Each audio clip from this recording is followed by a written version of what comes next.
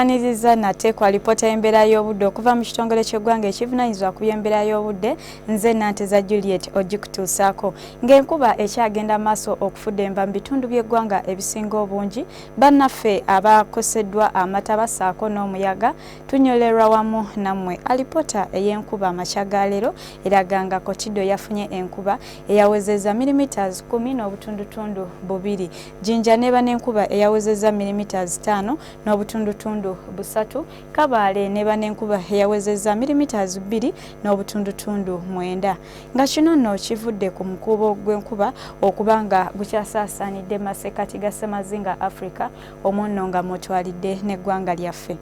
Ku makya tusuubira okera n'akasana okwaka ate nga bwe kakubakubamu bitundu by'eggwanga ebisinga obungi wabula ate olw'eggulo ebitundu ebisinga obungi tubisuubira okuba n'enkuba era nga enkuba eno tugisuubira okubaamu n'okubwatuka okw'eggulu nga n'olw'embeera eyo ebbugumu mu bukiikakkono tulisuubira okutuuka ku degrees 30 mu nsozi ez'e Kabale ebbugumu tulisuubira okutuuka ku degrees 24 olwo ku lubalama lw'ennyanja Nalubaale ebbugumu tulisuubira okutuuka ku degrees 28.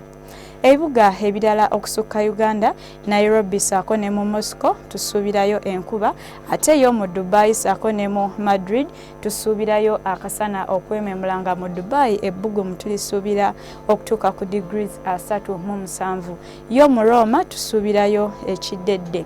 Ebyo bye tusobodde okufunira kuva mu kitongole ky'eggwanga ekivunaanyizibwa ku by'embeera y'obudde. Sula bulungi.